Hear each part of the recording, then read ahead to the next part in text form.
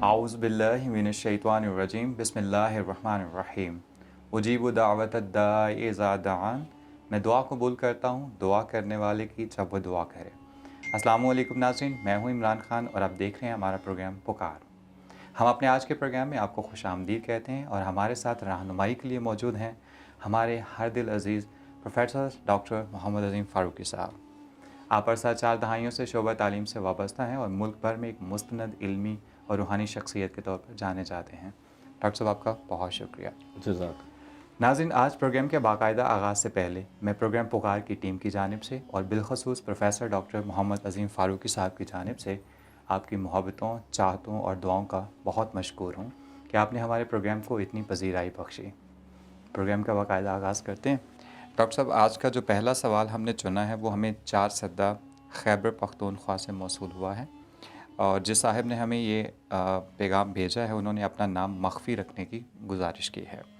وہ کہتے ہیں کہ اپنی غرض کو پورا کرنے کے لیے ہمیشہ جھوٹ کا سہارا لیتا رہا ہوں، جس کی وجہ سے لوگوں کا اعتبار مجھ پر سے اٹھ گیا ہے. اس برائی کی وجہ سے میں دنیا میں اکیلا رہ گیا ہوں. خاندان، اڑوس پڑوس، دفتر تک کے لوگوں کا مجھ پر یقین نہیں رہا. ایک جھوٹی بات ثابت کرنے کے لیے نہ جانے کتنے جھوٹ بولنے پڑ جاتے ہیں، اور میرے اس جھوٹ کی وجہ سے اس کا اثر میرے بچوں پر بھی پڑا ہے اور سوسائٹی میں وہ بھی جھوٹا تصور کیے جانے لگے ہیں. ہر لحاظ سے حالات بہت سنگین ہو چکے ہیں. ہر وقت ایک گلٹ سا رہتا ہے.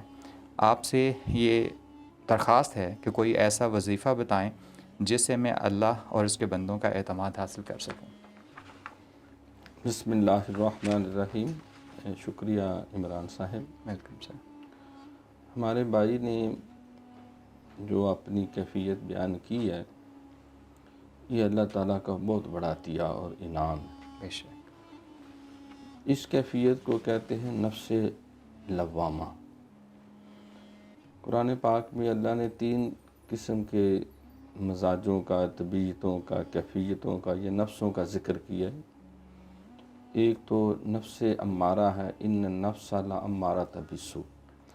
جو انسان برائیاں کرتا چلا جا رہا ہے اور وہ سمجھتا ہے شاید یہی کمال ہے اور یہی کامیابی کا راستہ ہے اور یہی نیکی ہے اور دنیا میں ایسے ہی چل رہا ہے. یعنی اس کو احساس ہی نہیں ہوتا کہ میں کس قدر بے اعتدالی کی راہ پہ چل رہا ہوں. اللہ کو بھی ناراض کر رہا ہوں، مخلوق کے حقوق بھی مجھ سے پائمال ہو رہے ہیں. تو یہ بد نصیب ہونے کی علامت ہے. بے شک. دوسری کیفیت ہے نفس لوامہ، ملامت ہونا. یہ احساس پیدا ہونا کہ there is something wrong at the bottom. اس کو احساس زیاں کہتے ہیں.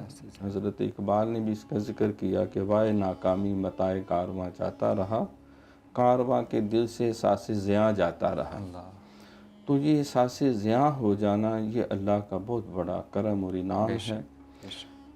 تو اس سے پھر اگلی سٹیج نفس مطمئنہ کی آتی ہے. یا ایتھا النفس المطمئنہ ارجعی الی ربک راضیۃ مرضیہ فادخلی فی عبادی وادخلی جنتی. تو اس کیفیت پہ سب سے پہلے تو میں ان کو مبارکباد پیش کرتا ہوں. یہ اللہ کا ان پہ انعام اور اکرام ہے کہ ان کے اندر یہ احساس پیدا ہوا ایک احساس کہ مجھ سے غلطیاں کوتاہیاں ہوئیں. تو اللہ رب العالمین اس طرح کی کیفیت سے جو لوگ دوچار ہوتے ہیں ان پہ کرم کرنا چاہ رہے ہیں. بے شک. ان پہ مہربان ہو گیا ہے کہ کیونکہ اسلامی تعلیمات میں نزع کے وقت سے پہلے بھی سچی توبہ کر لی جائے تو اللہ رب العالمین اپنے کرم کے دروازے کھلے رکھتا ہے. سبحان اللہ. اور جب شیطان سے مبارزہ ہوا قرآن پاک میں ذکر ہے، اس نے کہا کہ مولا میں تیرے بندوں کے بنی آدم کے رستے میں رکاوٹ بنوں گا، میں ان کے دلوں کے قریب تھوتنی رکھ کے وسوسے ڈالوں گا. من شر الوسواس الخناس الذی یوسوس فی صدور الناس. میں ان کو چھوڑوں گا نہیں. تو اللہ کریم نے پھر اس وقت یہ بھی کہا کہ لَأَمْلَأَنَّ الْجَهَنَّمَ مِنْكُمْ أَجْمَعِينَ. جو تیرے پیچھے چلنے والے کو میں سب سے جہنم میں جھونک دوں گا، بھر دوں گا جہنم کو. اللہ اکبر. تو جاتے جاتے کہا کہ پیغام سن لے کہ تو میرے بندوں کو ورگلائے گا، معصیت میں چلائے گا، تو یہ بات سن لے اگر میرا بندہ مرنے سے پہلے بھی کچھ وقت پہلے نزع کی کیفیت سے وہ میرے در پہ آ کے سچی توبہ کرے گا، تو میں زمین و آسمان سے بھی بار کے اگر اس کے دامن میں گناہ ہوئے اسے معاف کر کے اس کے لیے جنت کا راستہ کھول دوں۔ سبحان اللہ، ماشاء تو اس اعتبار سے تو اس کے لیے پہلا قدم سچی توبہ کا ہے۔ اللہ، بے شک، یا ایھا الذین آمنوا توبوا الی اللہ توبۃ نصوحا، بے شک، کیا ایمانو اللہ کی طرف توبۃ نصوحا کرو۔ یہ ایک تاریخی کردار ہے نصوحا، کہ جس کے کردار میں بنی اسرائیل میں تھا وہ شخص، اور وہ نسوانی کیفیت تھی اس کی، تھا وہ مرد، تو وہ اسی عورت بن کر ہی وہ مساج وغیرہ کرتا تھا، کراتا تھا، اور بڑی اس میں مہارت بھی تھی۔ کچھ مردان کے ہاتھوں میں قوت بھی ہوتی ہے، تو وہ بادشاہ وقت کی جو بیگمات ہیں اور شہزادیاں بھی وہ اس سے مساج کرانا پسند کرتی۔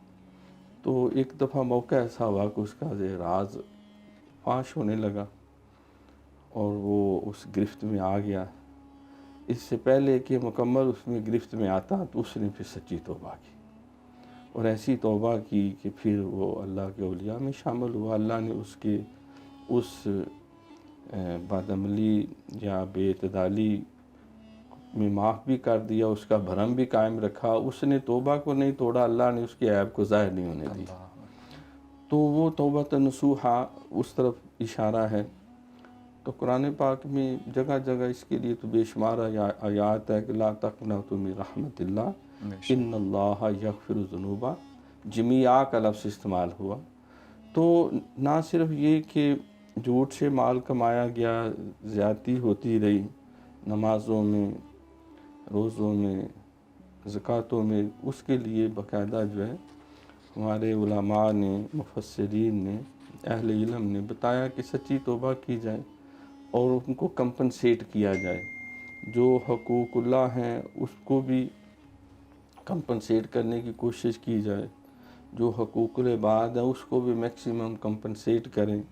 جو دنیا سے چلے گئے ہیں یا ایسی جگہ جہاں اب ان کو ڈھونڈنا مشکل ہے، تو اس کے لیے بھی جو ہے وہ ان کی لیے اپنے لیے بھی اللہم اغفر لی واغفر لہم کثرت سے استغفار کی جائے۔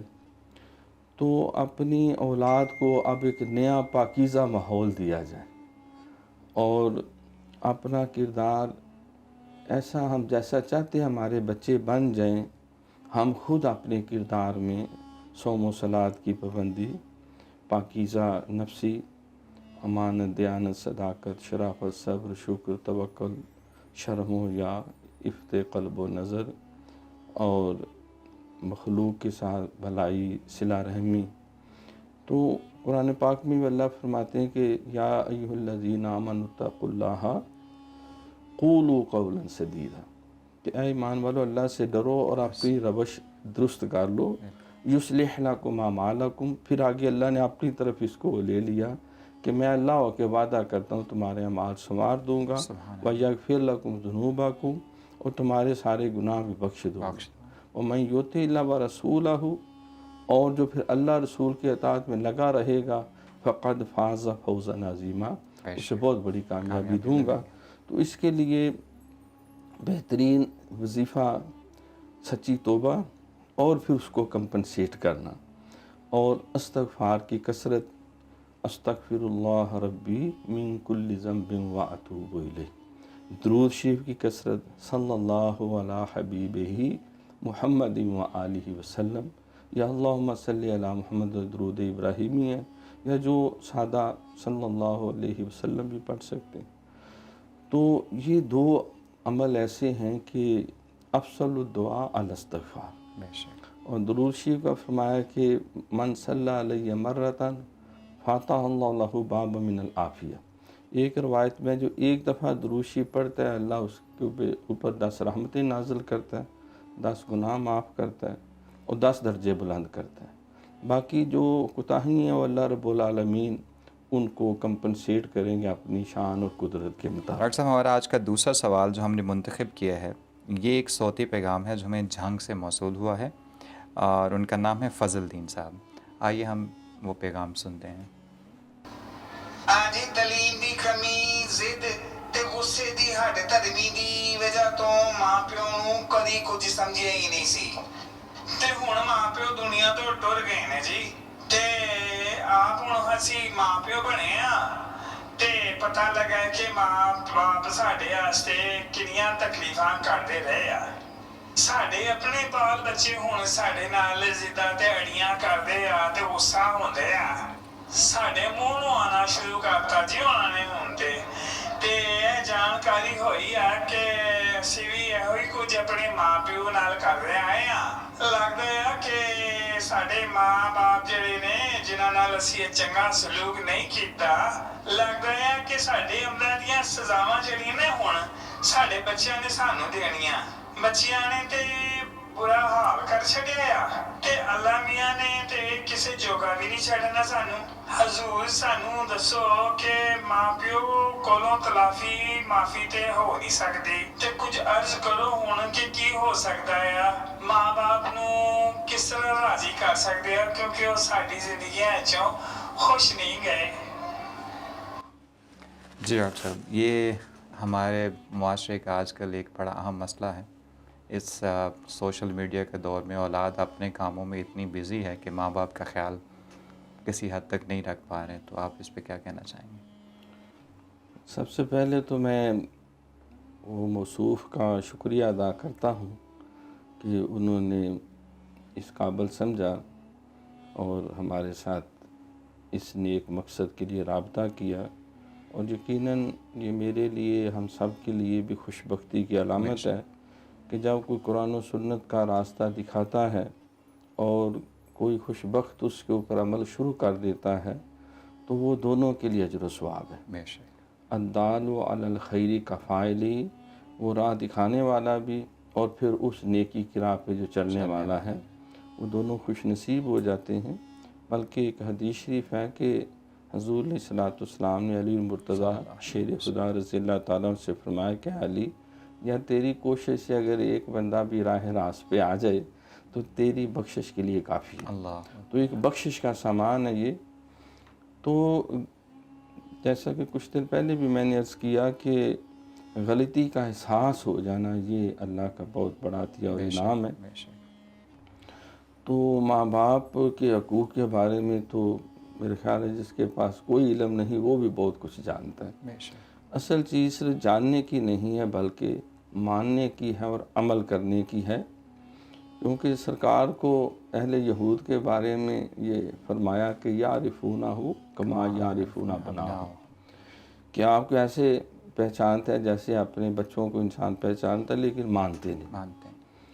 تو اسی طرح ہم سارے اللہ کے احکامات سے تو آگاہ ہیں، لیکن اس کے مطابق نہ ہماری تجارت ہے، نہ ہماری سیاست ہے، نہ ہماری معاشرت ہے، نہ ہمارا ذاتی اخلاق اور کردار ہے۔ یہ یقیناً ایک بہت بڑا المیہ ہے، ٹریجڈی ہے، جبکہ قرآن پاک میں اللہ نے جگہ جگہ متعدد بار اس کا ذکر کیا کہ من لم یحکم بما انزل اللہ فاولئک هم الکافرون فاولئک هم الفاسقون۔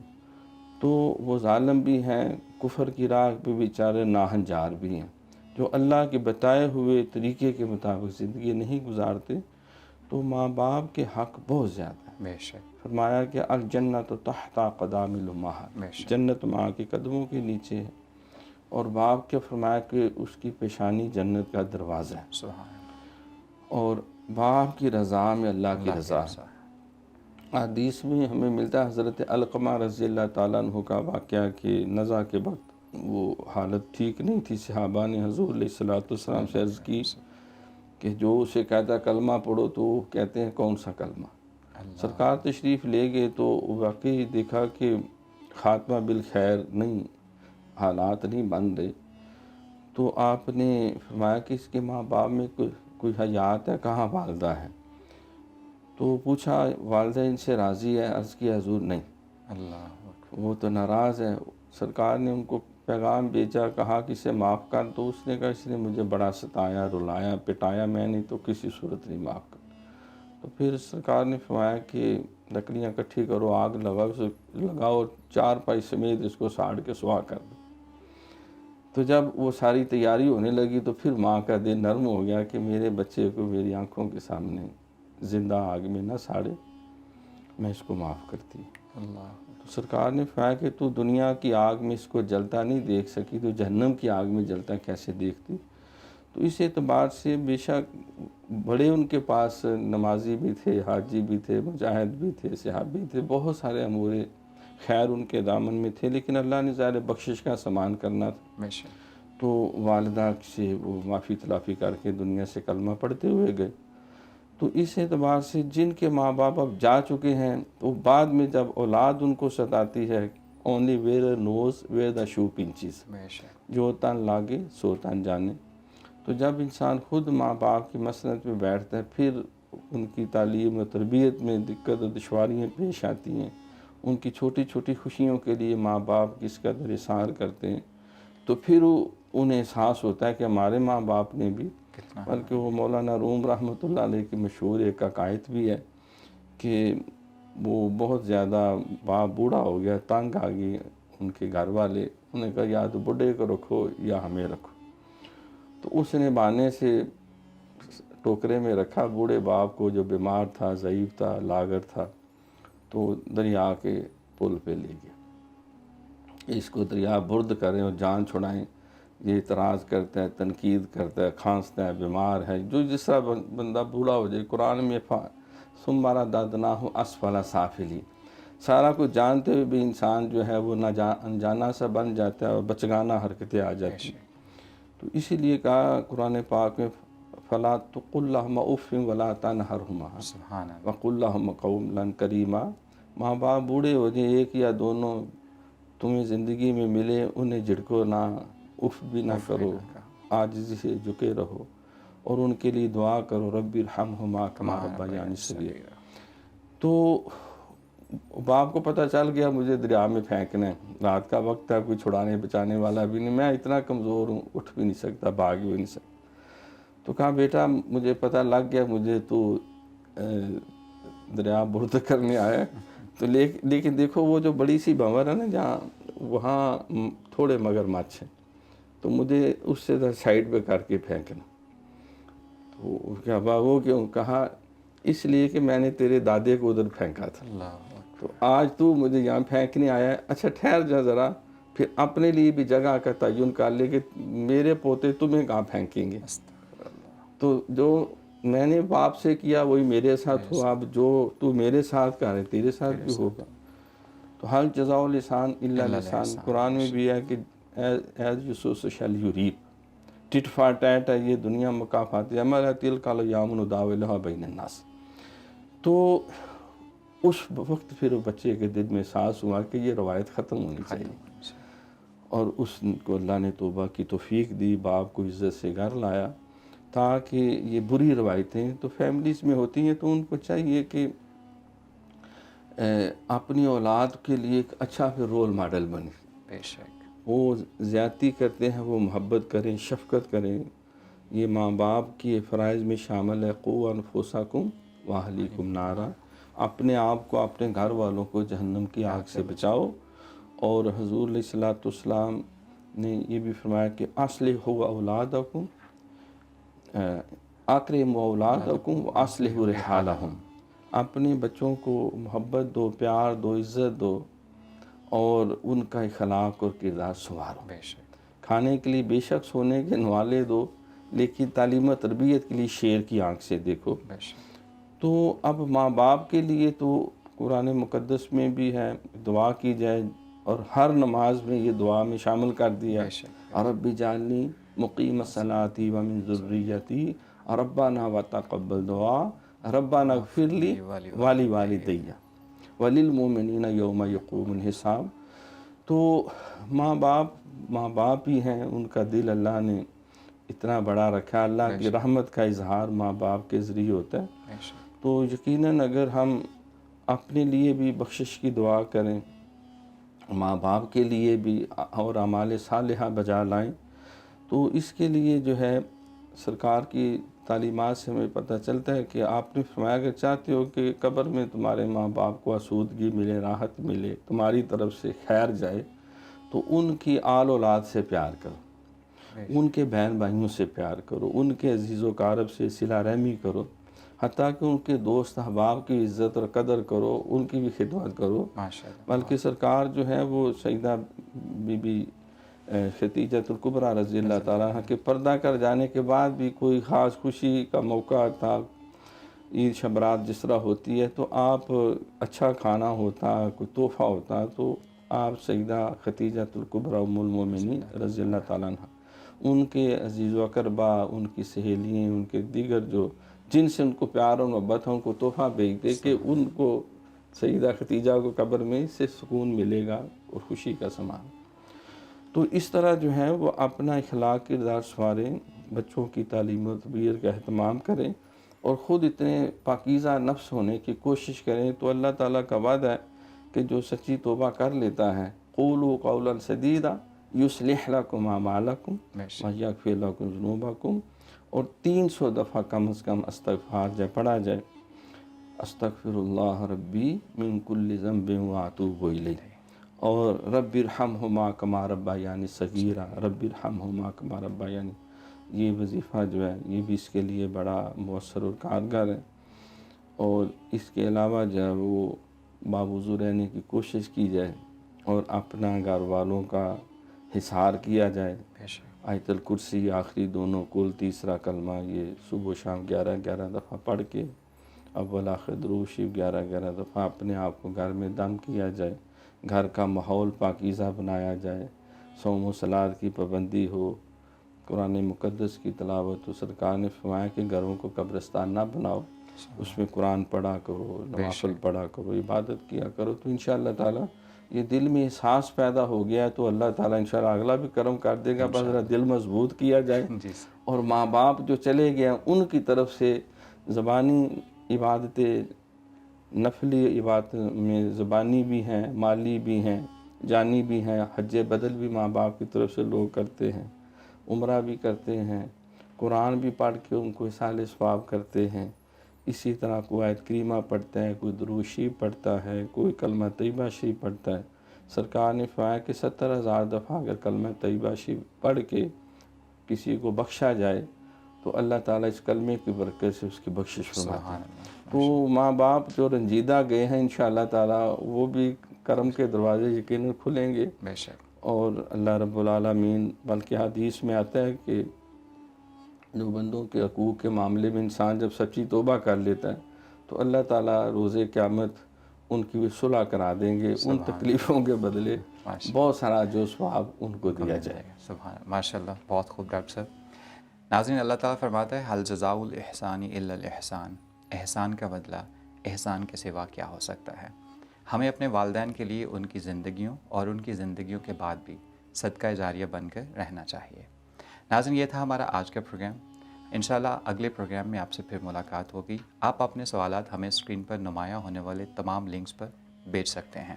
اس کے ساتھ ہی مجھے، ہماری ٹیم اور پروفیسر ڈاکٹر محمد عظیم فاروقی صاحب کو اجازت دیجیے۔ انشاءاللہ تعالیٰ اگلے پروگرام میں پھر آپ سے ملاقات ہوگی۔ اللہ حافظ۔